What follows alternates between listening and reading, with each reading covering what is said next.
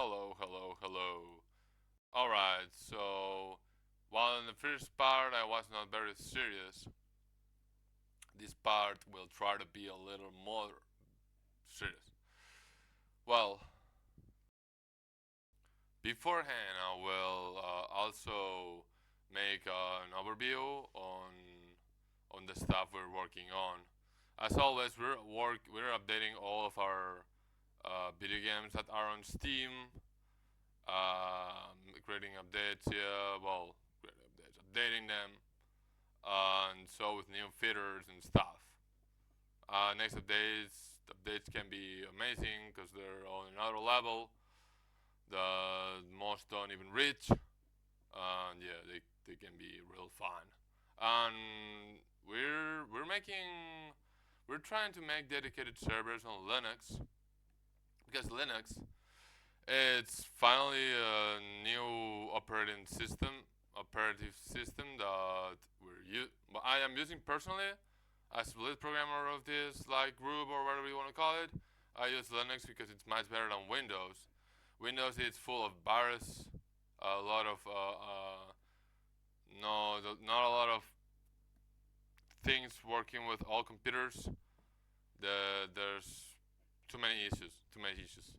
Linux is when you try it, you finally say why I was losing my time with this thing. Okay, but I don't know why was I losing my time. I was losing my time using Windows when you can use something better. Well, also trying to make a remote control and stuff out of Arduino and stuff. This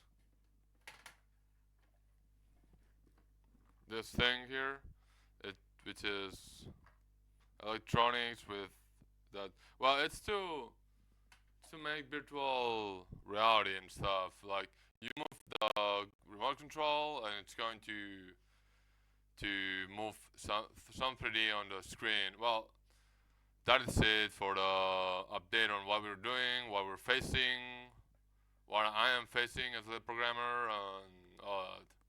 Cheers.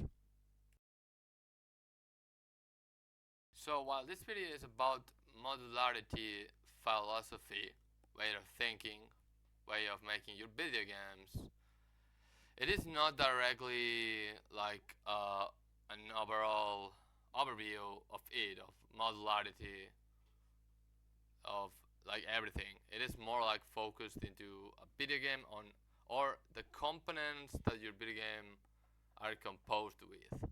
The way you should lay down those components, such as UI, maybe a weapon system, maybe a crafting system, even the skill system or a cast system.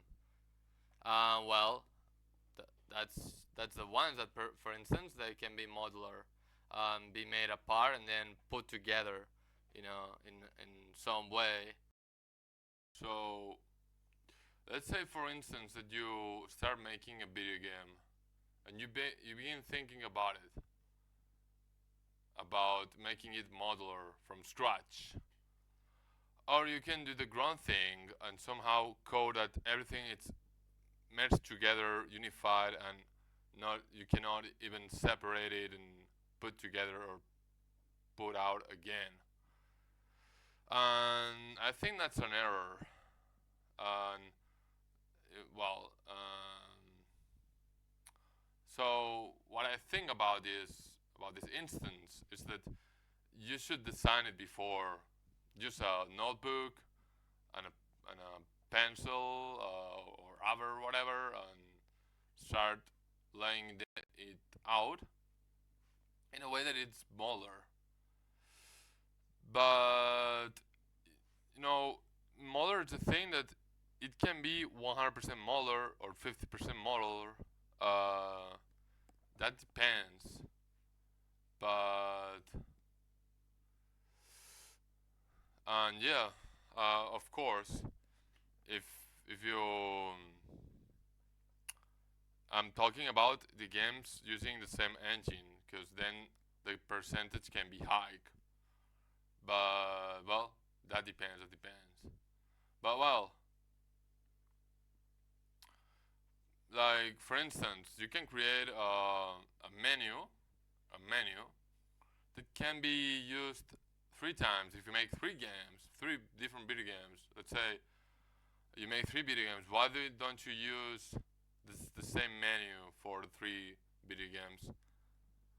It's a good idea. That's a lot less work, and we programmers are lazy and should be lazy for some reason. Well, that's something hard to understand if you're not been programming for a lot of time and all that. Well, and yeah,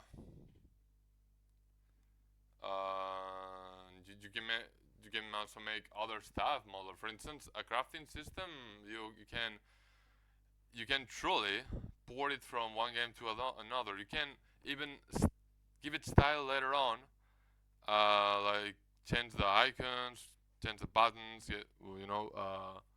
change the names. You can adapt it. It doesn't need to be the same 100%. You can make some changes. Like if you make from sci-fi game and you make some primitive game,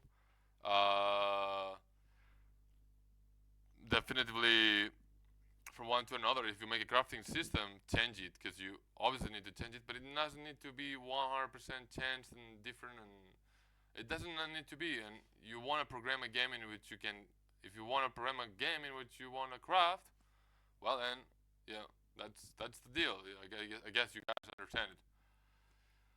And okay. And for last, and not for least, or whatever it's called, I'm not an English native speaker. You've got the modular concept, philosophy, or whatever you want to call it. It can be applied to a lot of things, a wide variety of things. You will see electrical components, electric devices like cell phones should be modular. They're not very modular, but they should be for our convenience.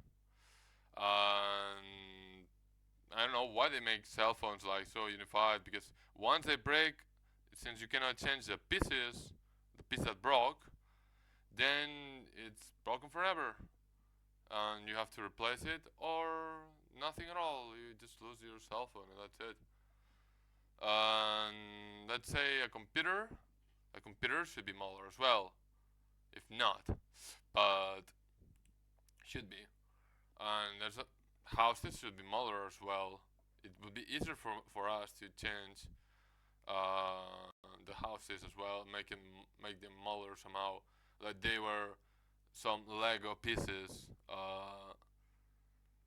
This is why variety things are better modular. Most of the times, the modular concept is better for any human construction. Well, also for last, I will say that keep checking our website, keep checking our YouTube, keep checking everything, because we're going to release in marketplace some assets. For now, we have a catapult that you can use in medieval times or ancient times as your modular piece. But we will release a menu. We will release a lot more stuff, I guess, if everything goes well and stuff. Well, that's it for the video. I hope you guys liked it. I hope you liked the diagrams, if so. Cheers. Bye bye.